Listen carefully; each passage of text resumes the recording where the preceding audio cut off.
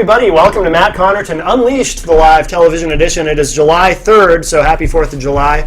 A day early, but why not? And coming to you live from the MPTS studio, and of course you can also stream it live on IPMNation.com. And don't forget too, you can also watch us now in Cambridge, in Salem, Massachusetts, and we have Nashville coming up, right? Mm-hmm. And soon you'll be able to see us in Nashville as well, so continuing to spread the virus that we call Unleashed. And we have, of course, with us, as always, Little Mel. Hello. Host of No Boundaries on IPMNation.com, Monday nights at 10:30 Eastern.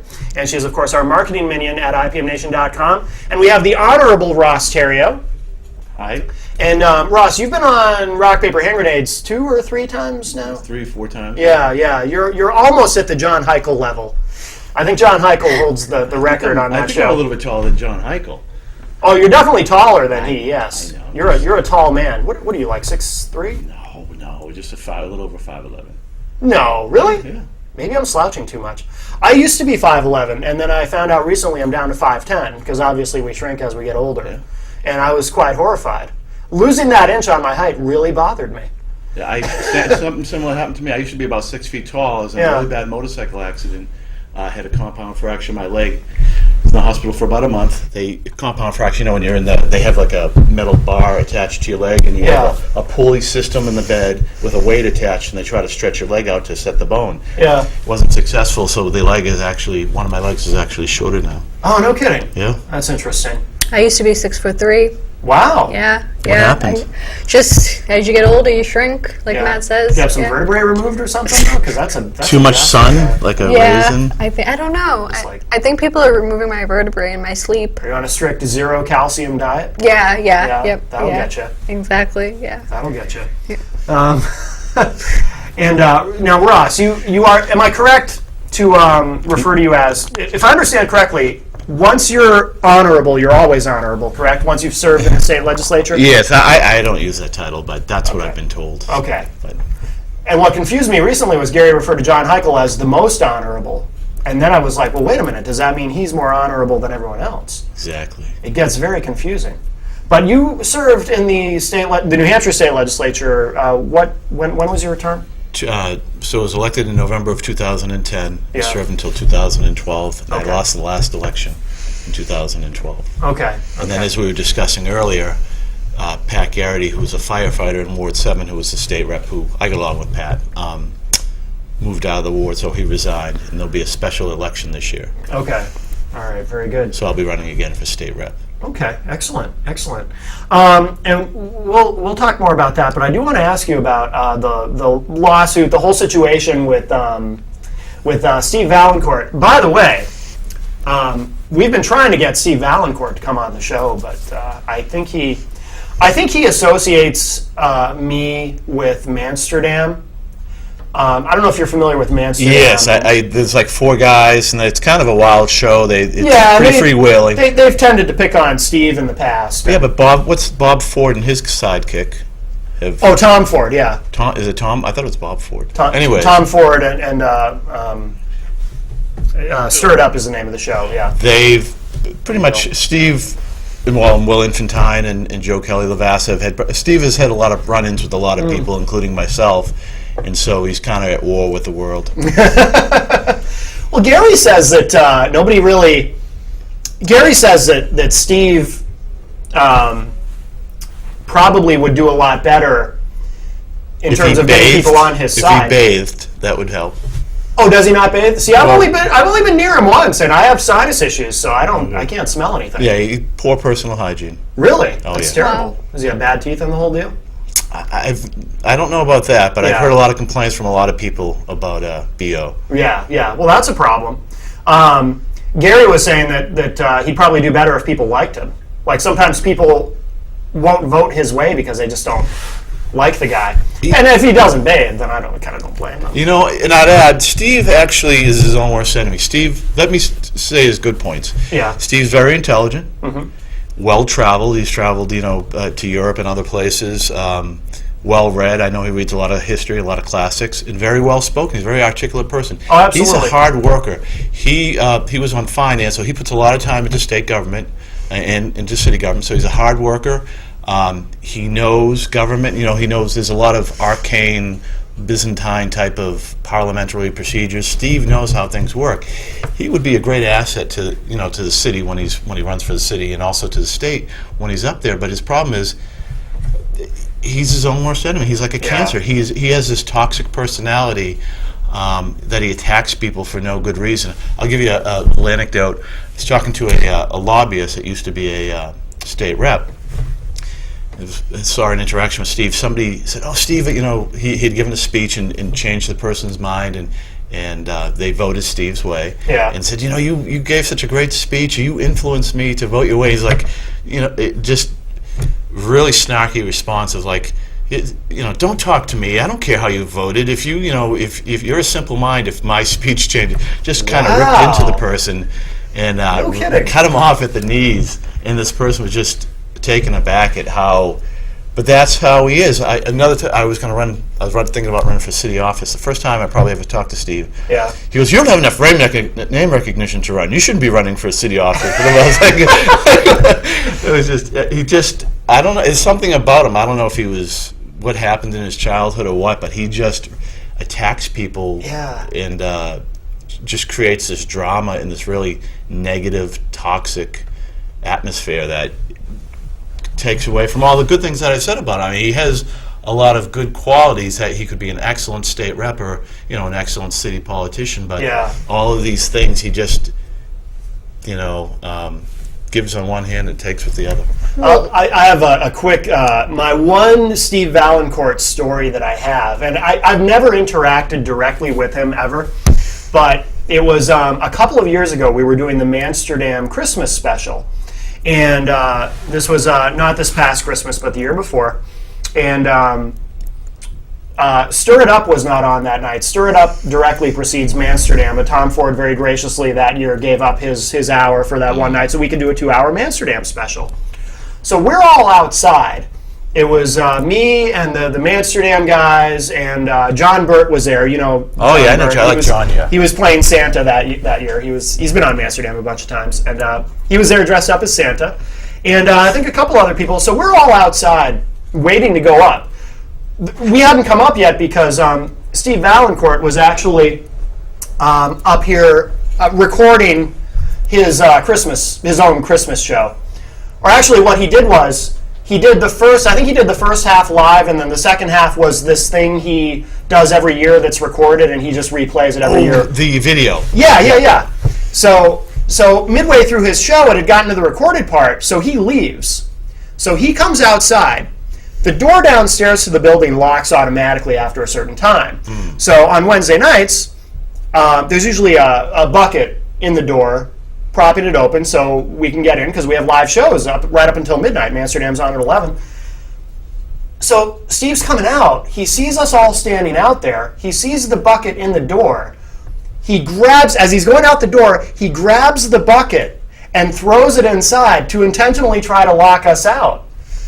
And Ryan Gorman from Amsterdam, he catches the door right before it closes, and then as Steve's walking away to his car, Ryan goes, "Yeah, nice try, D-bag," and that's my one Steve Valancourt story. It's funny, to add on to that, Will Infantine and Joe Kelly Lavassa used to have a show right before Steve's. Yeah.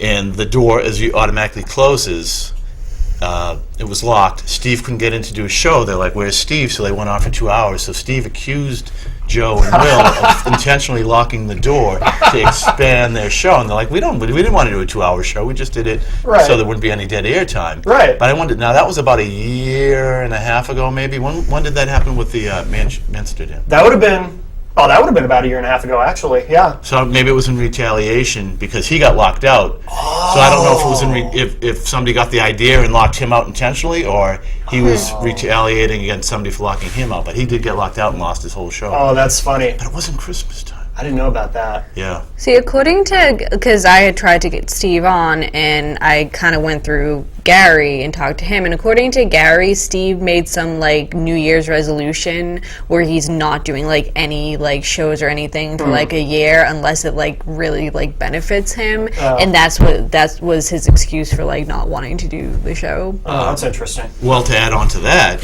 I was told by inside sources here at MCTV, I can't name them, that after I filed a lawsuit for defamation, because a big part of my lawsuit was his shows, that he went off for the air just to protect himself, to CYA, because I was using the evidence of his show in the lawsuit because I was suing him, so that maybe he'll think it's safe now that the lawsuit's over. But for the longest time, because the lawsuit went on for almost a year. Oh, did it really? Just about a year from the time I filed, about 11 and a half months from the time I filed it to the time it was resolved.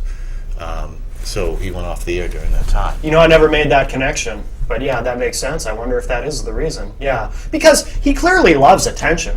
Oh, he's a drama queen. So for him to stop doing his own show, there had to be a pretty good reason. Yeah. Yeah, absolutely. But I mean, that's just what I've heard from MCTV sources. Now, one more thing. I was saying Bob Ford, and I think that's the guy that shot Jesse James. Maybe that's why I'm calling him Bob Ford, but it's Tom Ford. You're saying, right? Tom Ford, yeah. But I keep on calling him Bob Ford. Oh, okay, yeah. Now the lawsuit, as you said, that involves Steve's show. So can you give us some background on what exactly went down? Sure. So Steve has the TV show. Yeah. He also has a blog on New Hampshire Insider. It's a political website. I don't think it's widely read, but what he'll do is, as a state rep, he'll send email comments to everybody in the government through the public email, through the New Hampshire state email system. Yeah. And he'll also email his blog, and it's so then you'll know what's on his blog because he's emailing it to everybody. And then obviously the TV show. What had happened was back in February of 2012, there was a meeting about redistricting. The redistricting plan was lousy. The one that the Republican House leadership. There was a couple of good. Steve had a good one. Yeah. Seth Cohn had a good one. It was probably the best plan, which I liked. But the plan that they came up with was probably the worst plan, but it was getting close to the deadline. We needed to resolve the issue. There were going to be court cases filed against it, and there was nothing really. We were on a time deadline, basically. So I didn't like the plan. So there was a meeting of the Manchester reps that they agreed. From what I've been told, the mayor and the Manchester delegation, some state senators, hey, this is a bad plan. We need to vote against it. I wasn't there, but anyways. So we had Steve was very passionate about that plan. Yeah. It's day of the vote. I voted for it. Steve had a vendetta. There was 7 people from Manchester, Will Infantine, and then 6 others, including myself, voted for the plan. Yeah. So he'd go on his TV show. He went on his blog, just blasting us. You people have no. You're essentially, I don't remember the exact words. You're liars. You're snakes and weasels. Yeah, he kept using that snakes and weasels. Yeah, he actually uses a backdrop on his show. He would play. He kept on attacking us, saying we have no integrity, we're liars, whatever. So I sent him an email because he sent out this thing publicly on the state email system, and I said, look. I was never at the show. I was never at the meeting. I never gave my word. I didn't make a pledge, so I'm not breaking my pledge of being a liar because I was never there. Yeah. He ignored that and just kept on going on and on and on and calling me a liar. And and there's a lot of things that I can't. I have to have thick skin, both figuratively and literally. People can call you, stupid, ignorant. He called me a lot of things, loser. So he said a lot of things. Yeah. Which is fine. I can't complain about that. You can be unhappy about it, but you don't have a right to complain. But being a liar in certain things that he said, that I gave my word and I pledged my word and I broke it, that put me in a bad light. Yeah. So I sued him for defamation. Now, just a little bit of legal info. So the way you remember it, slander spoken, so slander spoken. Mm-hmm. And then libel is written, but defamation covers both those things. There's 4 elements to. There's typically 3 elements to defamation, but it's like this. So you have to make a defamatory statement. Yeah. Now, so again, calling somebody stupid or fat or ugly doesn't cut it. You have to say something like they're a murderer, they're a thief, Yeah. something that would put you in a bad, in a, that the general public would put you in a bad light. Okay. Child molester, you have AIDS, you're, for a woman, you're a whore, something like that. So Right. a defamatory statement, it has to be about the plaintiff. So you can't say, if you make a generic statement about, say, the people at MCTV are losers, so let's say are all murderers, you've got to tie that in so that people will say, oh, Matt Connarton or Little Mel, they know that when you say that, you're talking about us. So you have to tie that in if it's generic like that. But he identified me by name. So Yeah. so that was so the first element, again, the defamatory statement is I'm saying being called a liar, having no integrity, giving a word, breaking your pledge, I think is defamatory. Right. Definitely. He mentioned me by name. It's got to be published to third parties. So if I go to you or you in private and say, I think you're a backstabbing, lying, murdering thief, it doesn't count because it has to go somehow. I have You're to not putting it out there. Exactly. You've got to put it out there. Now, because we're public officials or celebrities, people in the public limelight, public officials, there's a fourth element, which is actual malice. And as I remember, malice is you knew it was a lie or the person acted with a reckless disregard for the truth. Yeah. And I was saying, I sent him an email that's saying it was false. He knew, he had admitted, and we sent some interrogatories. You're probably familiar with the deposition. Yeah. Deposition is when you have a court reporter or a stenographer. Typically it's videotaped, but to do it on a low budget, you do interrogatories. And what you do is you have somebody under oath. You send them written interrogatories, a bunch of questions, and you fill it out. He admitted in the interrogatories that about only half of the people that were supposed to be there were there. So really? So he knew that everybody wasn't there, and I think he said something to the effect. So he admitted that in writing. He admitted that he knew that everybody wasn't there. He said about 20 people were there out of the 35, and I think I said, was Ross Terrio there? And he goes, I think he was there, or something to that effect. So he wasn't even sure. and then he said he was relying on newspaper reports that I was there. But the problem was he was there physically. It was a small meeting. Oh. And the newspaper man probably wasn't there and was relying on what people from the meeting had told him. So he was in a roundabout way saying, well, I was relying on the newspaper, but that I did not believe that was a credible claim. Yeah. So I'm sorry, go ahead. Oh, no, continue. I wasn't... Sure. So what had happened, so we had a bunch of court dates, we had discovery. Yeah. He really dragged that out to the last second. And finally, so the court ordered us to mediation, alternative dispute resolution.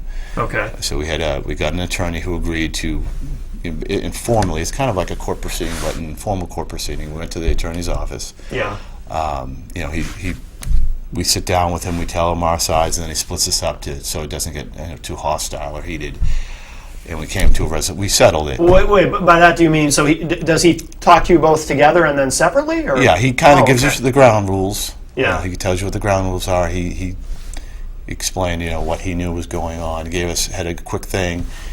We started to make some claims, and we both got a little bit annoyed with each other. Yeah.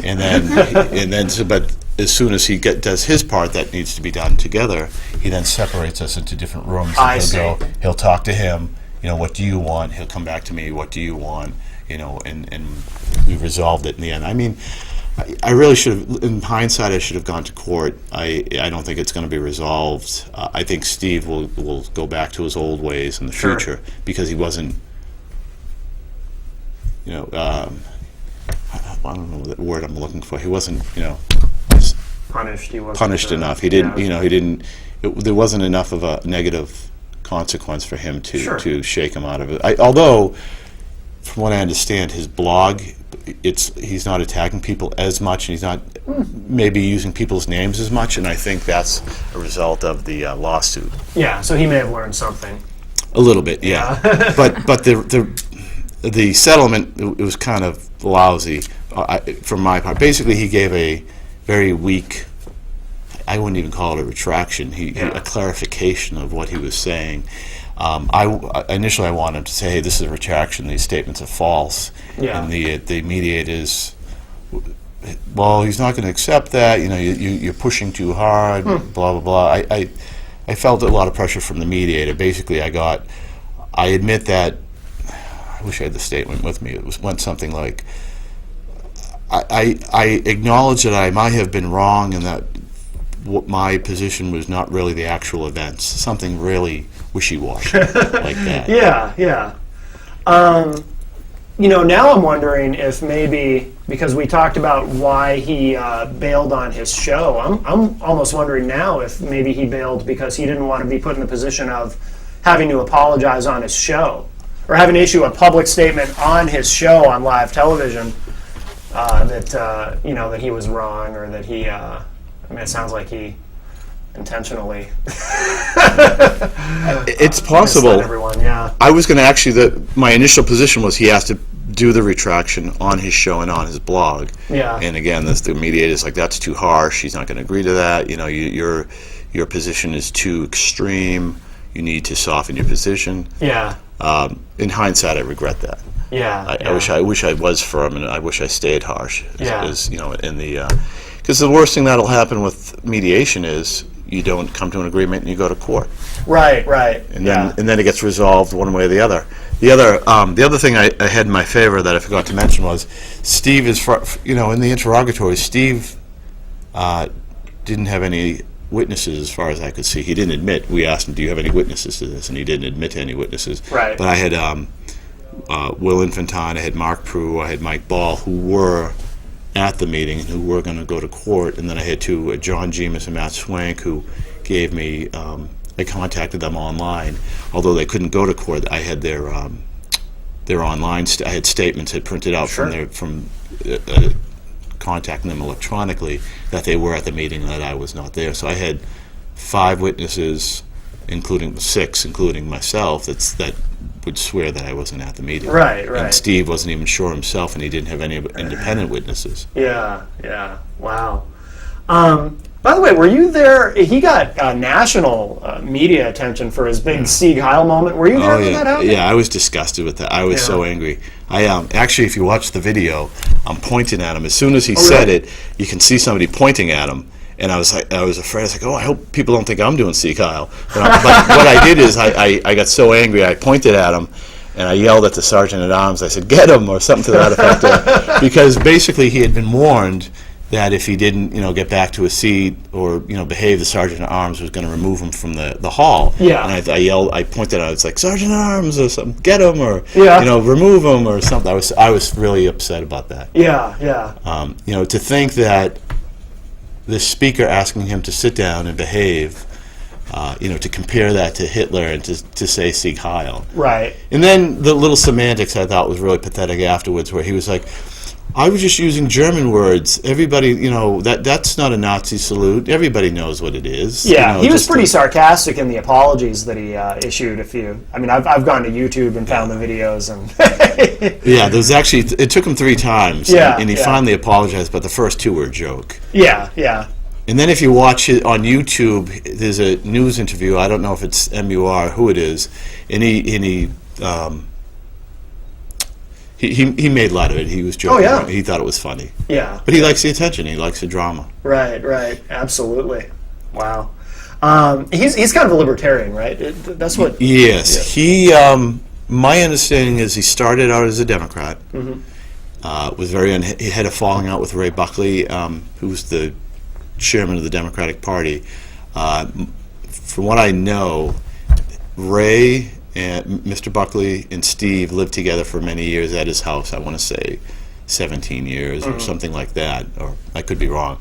But they had some type of falling out, and then so Mr. Buckley moved out, and then about 6 or 7 years later, when Ray Buckley was running for the New Hampshire Democratic Party chairmanship, which I believe he holds right now, Steve accused him of having possessing child pornography. There was an investigation. I believe not only the Manchester police got involved, I believe the New Hampshire Attorney General was involved. So Ray Buckley was investigated, but they didn't find any evidence. Yeah. And reading news reports, again, this is from what I've read online, Steve admitted that he didn't have any evidence against him to back up his accusation. Yeah. And so the New Hampshire Attorney General thought about bringing charges against Steve for making a false charges. But in the end, from what I've read, that the Attorney General decided against it. But that's what I've read from the news reports. Yeah. So after their falling out, Steve changed his party affiliation? He became a libertarian for a while. Yeah. I don't think he had much. I don't know if he had much luck running as a libertarian. I do know that I used to, for many years, I was an independent.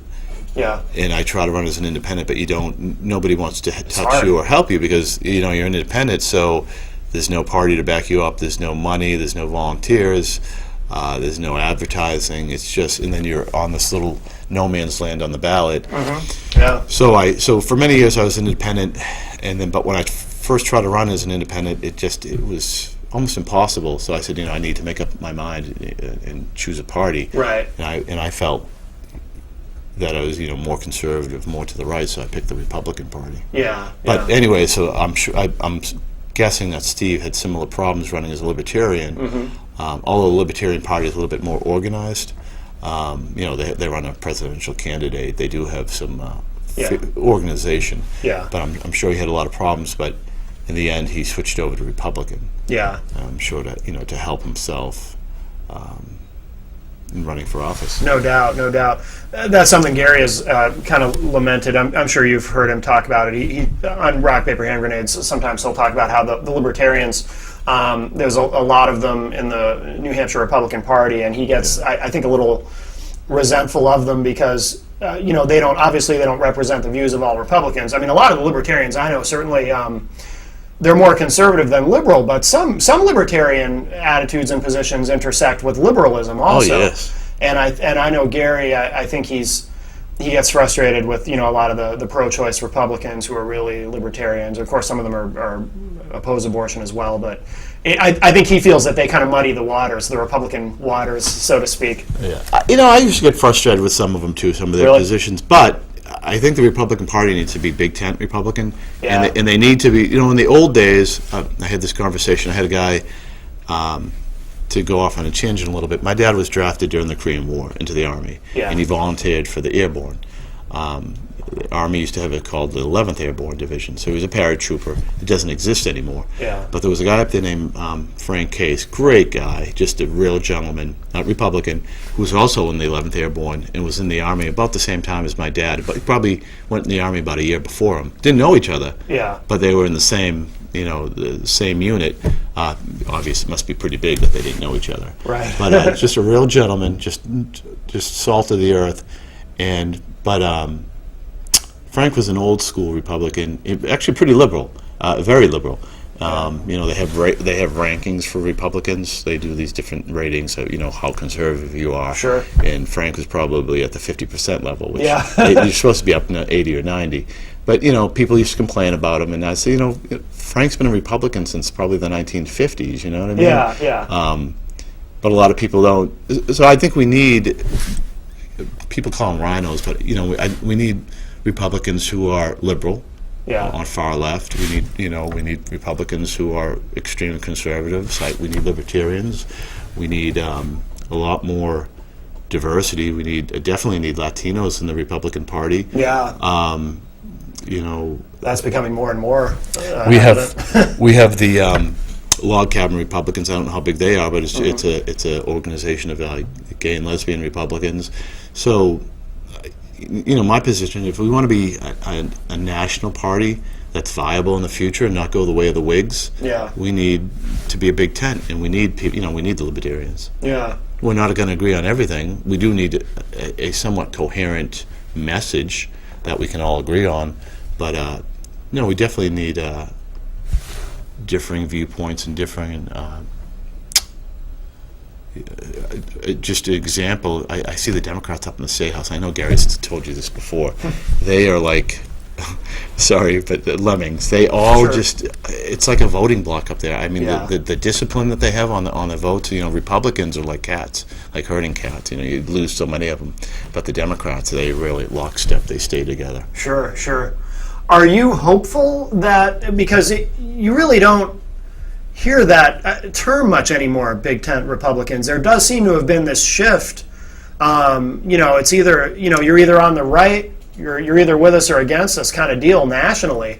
And then of course what happens, and we saw this in 2012, you have folks like, nationally like Todd Aiken and Richard Murdoch who make their comments about, legitimate rape and things like that. And that poisons the well, because then people start to think, well, that must be how the Republican Party as a whole believes, and because there is this perception that it's become a small tent party and everything's shifted right. I mean, are you hopeful that your vision that it should be a Big Tent party, because I think there was a period that it was a Big Tent party, certainly. Are you hopeful that will happen again, or do you get frustrated? Or? I'm typically an optimist, but about that I'm very pessimistic. Yeah. Just as a little trivia point, from my understanding that Mitt Romney won the majority of congressional districts, or Republicans won the majority of congressional districts, that's known. The problem is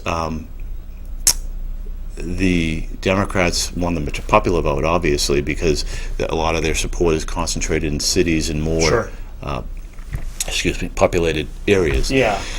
So I think the Republican Party, for the foreseeable future, is going to be competitive in Congress or control Congress.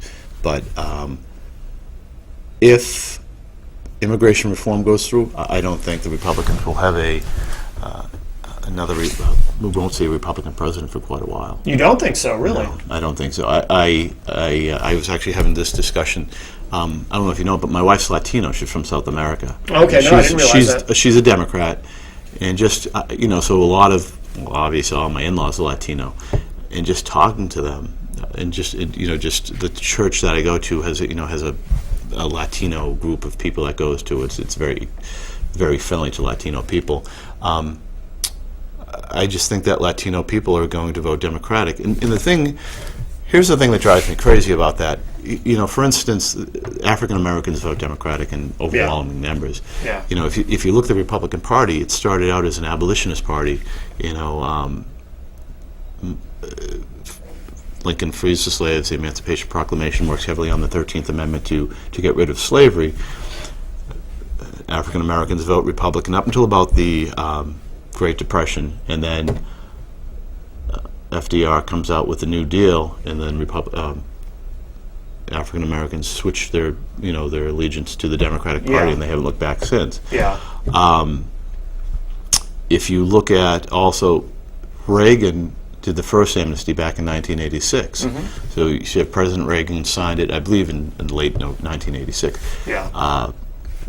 I don't think since that time, we've ever got a majority of the vote, of the Latino vote. So it's very frustrating that I guess the meme right now is if you don't pass immigration reform, Latino people aren't going to vote for you. Well, we passed it 27 years ago, and they didn't vote for us. So giving Latino people, legalizing Latino people, I don't think is going to get the vote in a large number. We might improve our vote percentage. I don't think we're going to improve it greatly. Yeah. But just to the people who I talk to, because I know obviously a lot of people from South America, I don't think they're going to switch over to the Republican Party. Don't you think, though, that there's an opportunity? This is my perception. I think a lot of these folks, because you have family members, they have a lot of conservative attitudes and values, don't they? They do. They're very socially conservative. So they're very pro-marriage. Yeah. I think that if you looked at gay marriage, for instance, in the Latino community, I think it would probably not fare very well if you were just looking at that segment of the society. Same with African Americans. That's how we ended up with Prop 8 in California. They turned out to vote for Obama, and while they were at it, they voted for Prop 8. Yep.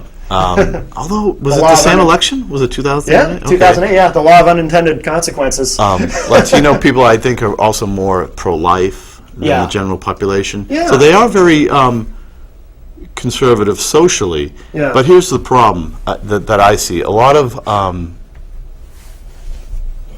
a lot of Latino people, a lot of the people who are going to legalize on a lot, are probably either below the poverty level, at the poverty level, or slightly above the poverty level.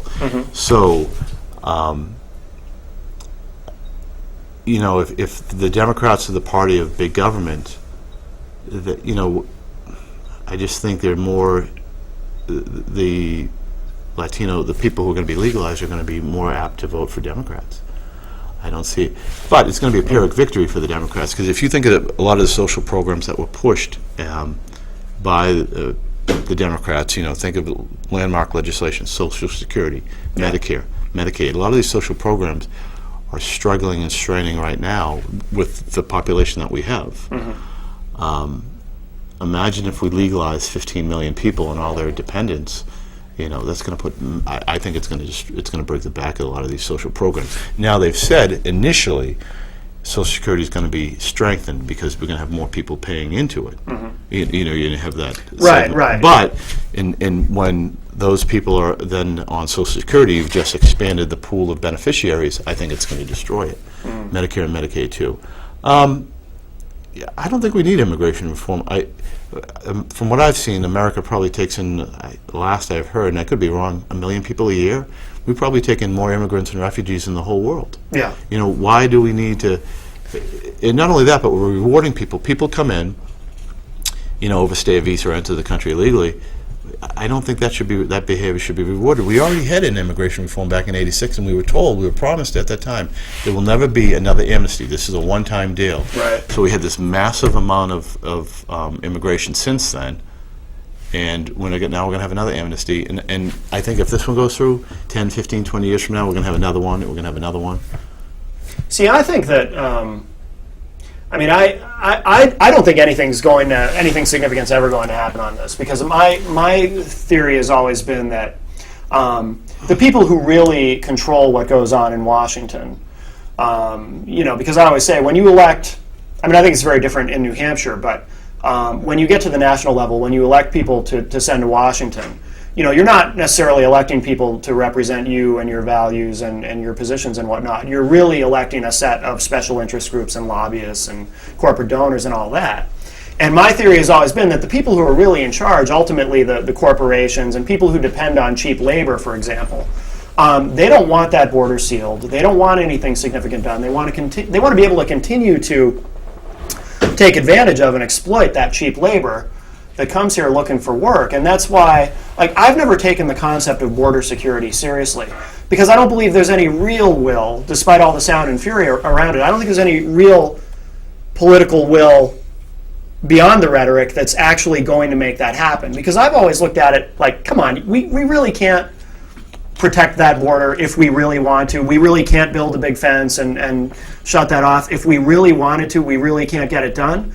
But there always seems to be an excuse. There always seems to be a reason why we can't get it done. And my theory has always been that the people who really run things don't want that border sealed. Because I think what we really do at the border is we sort of, we talk out of both sides of our mouth. We say, okay, now you guys, you got to stay on that side of the border. You're not Americans. You can't come here. And then we go, okay, no one's looking. Come on over. You know, I think that's what we really do. So I have some sympathy for the folks who do come here, only because I feel like we invite them here. We invite them here while we pretend we don't. You know what I mean? Yeah. I think the border could be secured much better than it is now. Oh, yeah. I think they've had, a 700-mile wall that they're either almost done with or working on. Is that New Mexico? There's a certain state where they 700 miles. I'm guessing it probably covers a few states. Yeah. Maybe in a part of California? I can't remember. I know what you're talking about, but I can't remember exactly geographically where. Yeah. It definitely could improve it. Yeah. You know, just to say, can it be done? Yeah. You know, look at the Great Wall of China. Yeah. But I wanted to step back for a second, and so the Democrats are doing this for votes, I think, in large part. And they're smart because they're going to guarantee themselves success for the future. But there was probably back in the 1980s, there was an African-American congresswoman, I believe from Texas. Her name was Barbara Jordan. Yeah. And you can look this up. I remember that name, yeah. So she had a report out that she did some type of study or commission. She said, what will happen with large-scale immigration? And what they found was, Barbara Jordan, it's Google it. You'll bring it up. Yeah. What they found was large-scale immigration, and what you're already seeing anyway, is it's going to hurt the poor disproportionately. It's going to hurt the black community disproportionately, because it's not going to hurt. If you have a CPA or you're a electrical engineer or a medical doctor, you're probably not going to be hurt by illegal immigration. Right. But who's going to be hurt? I'll give you a concrete example. I'm originally from the Boston area. A lot of my relatives were construction workers, worked in the building trades. Made good money either privately, but most of them were in the union, and made good money in the union. Had a couple of my relatives moved out to California, try to get similar jobs. Started talking to people, I want to do construction. What are you talking about? You're not Mexican. Right. Those jobs are pretty much all Mexican out there. Now, let's say in Massachusetts they're making $20 or $25 an hour. Yeah. And in California, it's probably $8 an hour for the same job. So one of the things that Barbara Jordan saw is that immigration is going to hurt semi-skilled and unskilled people disproportionately. Mm-hmm. So somebody who doesn't have a high school education or high school education is doing landscaping, those types of jobs, it's going to crush them, because you're going to have this massive amount of workforce that's now available to employers. Why are they going to pay? There's no incentive to pay higher wages when you have so many people begging for a job. Right. I'll give you an example that I see. I work in healthcare, pharmacy. Retail pharmacists were making upwards of $60 an hour. CVS and those types of jobs. There's now too many pharmacists. There's a glut of pharmacists. Really? New hires, what I've been told and talking to people, new hires they're about $37 an hour. Think about it. So the pay has dropped over $20 an hour. Why? Because there's too many pharmacists. Yeah, it's an employer's market. Same thing's going to happen with immigration. It's just going to cut the knees out under the middle class and the lower middle class people and poor people. Right. But that's what I mean about why the people who are really in charge don't want that border sealed. Yeah, it's going to be low wages. It guarantees them their low wage ultimately. workforce. Yeah, absolutely. And not only that, but think of Obamacare. Not only do you have we're going to add 35 million, 37 million people, or whatever the number was. It was a massive amount, tens of millions of people. Mm-hmm. But add to that the 15 million people that they're going to legalize. Mm-hmm. It's just I think it's going to destroy it. Actually, I hadn't think to ask you about this, but I'm curious to get your perspective on Obamacare because you are a pharmacist, and me personally, it's frustrating. Oh, actually, we have a call. Let's grab this call, and then we'll see if we can get to that. Hi, welcome to Matt Connarton Unleashed. Who's on the line? Hello? Yes. Yep, you're on the air. Your time to shine. Go for it. What is the subject of today? Excuse me? What's the topic for today? It's Pierre. He's Oh. on the wrong number. Just hang up on him. Oh, okay. Sorry, Pierre. Anyway. Au revoir. It's funny. And I don't know if you know this about me. I'm a member of neither party. I'm an independent. I tend to be very centrist in my views. You're a hermaphrodite? No, but That was a Correct joke. It's intersex. Oh, well, I know. Politically correct. Come on, Matt. Well, that was a joke. well, I didn't know- I didn't even get a Matt's a smirk out of serious you. guy. Well, the thing No, is, he's there's not. been rumors online about that, so I didn't know if you had read something. No. And I just look. That was a long time ago. Oh, It's a Ross, tough please. topic for sorry, him. Mel. Can you expand on that, Mel? What about? It's been days, Ross, since I went through that phase. Please. Okay. I never live cried that and down. he broke into tears, and it was just really hard to watch. Yeah. It's really difficult. Yeah. We'll do another show about that sometime. We'll get into that. We'll have you on. You can interview me about my hermaphrodite days. Okay. You're a pharmacist. Is there a pill Yes, for that sir. if you're a hermaphrodite that makes you like one or the other? You can take male hormones. You can take female hormones. All right. Sounds easy enough. Actually, I have had patients undergoing sex change operations men who've taken massive amounts of estrogen to change their bodies to, Oh, really? Yeah. to resemble a woman's. Oh. What was I going to... Oh, so, regarding Obamacare, I have some liberal views and some conservative views, and my thing about Obamacare, I've always believed, I agree with the liberal notion that everyone should have access to affordable and adequate health care, absolutely, but my thing has always been the version of healthcare reform that I would have preferred would have been something that looked more like a Republican version of healthcare reform, a more market-driven, transparent type of thing, not this monstrosity of a bill that what did Nancy Pelosi say? We have to pass it before we even know what's in it. Yes. You know, I don't like that.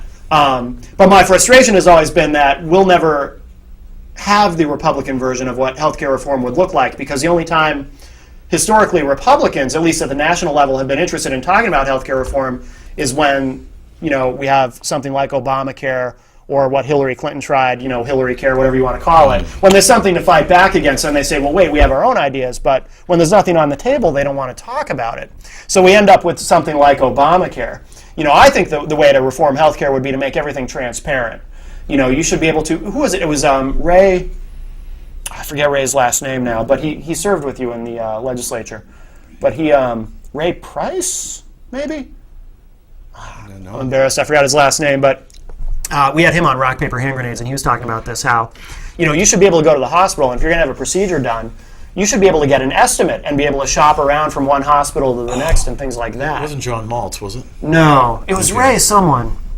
Seth Cohen was involved in that. Okay. Um, I'll remember I know- Ray's name after the show. I know what you're talking about. That actually Yeah. came up as a bill. Here was the problem.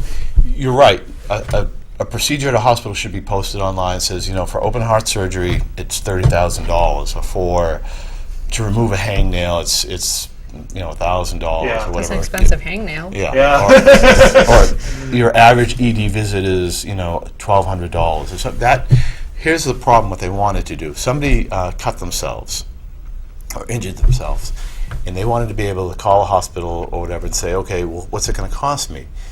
Here's the problem that we found. I get Tammy Simmons, who we don't always agree. Tammy's more of a libertarian, but she works in I believe she works in a doctor's office. She gave a great speech on this. Let's say you have gas or indigestion or a heart attack. A lot of those symptoms are the same exact symptoms.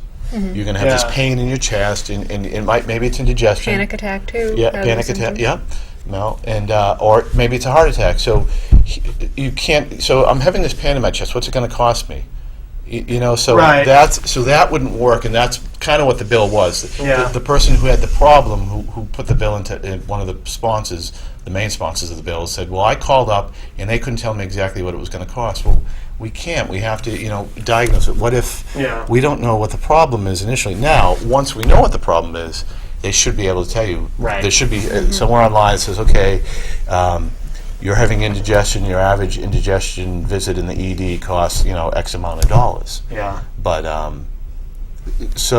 agree with her there. But there is what a lot of people don't know is they almost wanted the price and the diagnosis without even going to the hospital, Oh, okay. which wasn't possible. That wouldn't work, And, yeah. and they didn't realize that. They you Yeah. know, they try to compare it to a pizza shop and said, you know, if I go in, I should know what a piece of pizza costs. But it's a little bit different because Right. we don't know. You know, is your piece of pizza going to be made out of gold, or is it going to be made out of cardboard, or Right. you know, to make a bad analogy. Now, I care a lot about national health care because when I was in pharmacy school, I took a course to Intro to Healthcare Delivery, which is kind of the history of how healthcare arose and insurance and, you know, doctors and medical education and things like that. And I had to write a paper on national health care, which I advocate for. Yeah. Personally, I believe we have the best healthcare system in the world. Not the most equitable or just, but we have the best healthcare. We probably have the most medical devices invented in America. I believe we have the most drugs invented in America. And as far as new medical procedures, we're probably, you know, in the top 2 or 3, maybe the number 1 as far as coming up with new medical procedures.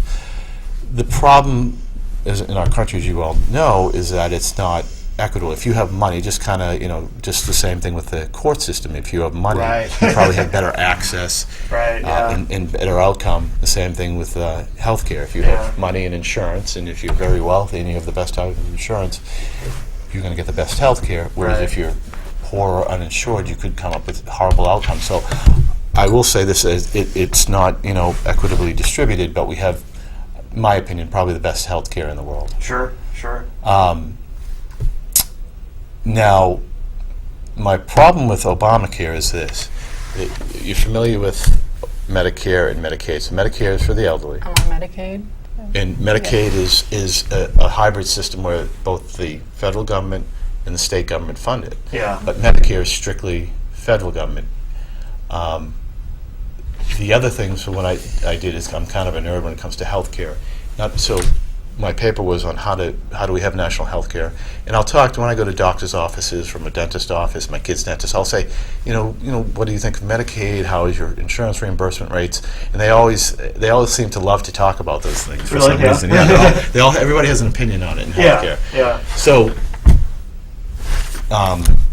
just to go off on a tangent, so Medicare is funded strictly by the federal government, and that's, from what I've heard, about 70 cents on the dollar. So, when a medical provider bills Medicare, they pay, I've been told, about 70 cents on the dollar. The problem with Medicaid is the states pay for half. Yeah.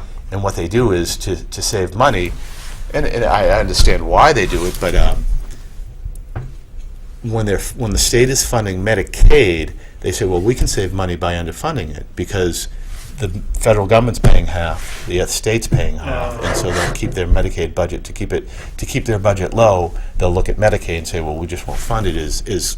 We won't pay out as much. Okay. Like, for instance, in California, doctors and dentists and things had to sue the state because their Medicaid reimbursements were low. So, anyways, when I talk to doctors and especially my dentists, they're like, every Medicaid patient we take, we lose money on. No kidding. So, what I've been told, and from what I've seen, is so Medicare is about 70 cents on the dollar. Medicaid can be as low as 40 or 50 cents on the dollar. So nobody wants to take. It's really hard to get a Medicaid provider. Wow. Now, hospitals have to take. They have to take you. They can't turn anybody away. So Okay. I'm sorry. They can't. Let me. If you're having an emergency, they can't. If you come in with something simple that doesn't require emergency care, they could say, you need to see a regular doctor on the outside. Okay. But if you're having something life-threatening, like you've been in a car accident, you're having a heart attack, they have to take you, and they don't have a choice. Yeah, Yeah. but people are using emergency services. Like, people will call, like, an ambulance just to get a ride to a doctor's appointment. Exactly. Yeah. They'll use it just for their primary care physician because a lot of primary care physicians won't take Medicaid. Now, do you have that problem as far as getting a doctor who will take it? I haven't had a problem getting doctors. Fortunately, I work with people that help me out and that, tell me who take it and whatnot, so I've never had that problem. I did have, when I lived in Massachusetts and I was on Network Health, I sometimes had problems finding specific doctors, and that's why not to cut in, I actually have no idea what Obamacare is about, and I feel like I want, there's books specifically on Obamacare. Oh, sure. Yeah. And all I know is I was told that it's pretty much like a bigger version of Mass Health, and I know what my opinion on Mass Health is, Yeah. but I don't know if I can take that opinion and transcribe it over to Obamacare and still have it fit. What's your opinion on Mass Health? So I like Mass Health in the sense that if it, when I wasn't working, when I was unemployed, I was on Network Health. I didn't have to pay any co-pays. I didn't have to pay primary, anything. My medications was $4, and it was great. And I like that they provide you with this health insurance. What I don't like is that if you don't have health insurance in Massachusetts for 3 months, you're penalized on your taxes. You have to pay a penalty. And number two, if I got a job and that job offered me health insurance, I think you should be able to decide. Mass Health would not allow you to be on their insurance, because if you get offered insurance through your employer, it doesn't matter if that insurance is too high and it costs too much. Mass Health and Network Health will say no, you can't be on it. So what would happen is I'd get insurance through my employer, but they wouldn't offer dental. But then Mass Health, in order to be on their dental, you need to be on their health insurance, but they don't give you your health insurance if it's offered through your employer. So even if you're no, I'm not going to take my employer's, Mass Health will be oh, sorry, Yeah. we can't give it to you. And I think you should be able to choose what you want, and also I don't think that you should have to. Obviously, health insurance is important, but I don't think people should be penalized for not having it. Yeah, the mandate. Yeah. We're actually about out of time. I wish we had more time. The hour goes so quick. Should be like Norm, have a 2-hour show. I know, right? We'll have to have you back on again soon, Ross, because I do want to talk to you more about Obamacare and some other stuff too. Okay. But before we go, where can people go online to find out? Just if we can remind everyone quickly, the office that you're currently running for. And State rep. I'll be running for state rep. I'm considering running also for school board, but I'm not definite on that. Okay. I actually have it's really a low budget website. I probably shouldn't even be telling people, but it's like rossterio.com. That it's really primitive. I went to HostGator, paid him like $80 for the year, and made this really primitive website. And hey, you're just being frugal. and then I have a Facebook page. It's like Ross Terrio for state rep, which again, it's really primitive. I didn't put a lot of time into it. Yeah. Yeah, so those are the two things I have, and they're probably better off not going there. See, now everyone's going to be curious and they're going to go there. But hopefully they vote for you. And when is the election? It's a It'll be in special November. election? Okay. So depending on how many people run, there'll be possibly a primary in September, maybe not. I don't know if there's a lot of interest right now. Yeah. But then the regular election in November, the regular city election, it will also be on the ballot for that. Okay, fantastic. Well, good luck. Thanks, Matt. Always good to talk Thank you, to Mel. Thank you. And Mel, of course, listen to No Boundaries Monday nights at 10:30 Eastern on IPMNation.com. And by the way, this coming Saturday on the live radio edition of Matt Connarton Unleashed.com, Matt Connarton Unleashed on IPMNation.com at 11 p.m. Eastern, I'll be talking with Mark Vogel from Texas. Very, very conservative gentleman. So that should be an interesting conversation this Saturday night. And come back at 4 p.m. I'll be on with Norm for Norm and Friends, and of course with Gary at 6 p.m. for Rock, Paper, Hand Grenades. Can I plug my guest for Monday? Yes, absolutely. I am interviewing this guy right here. That's right. I'll be a guest on No Boundaries, being interviewed by Little Mel Monday night. So check that out. And that's it for now. We'll see you all next time. Thanks, everybody.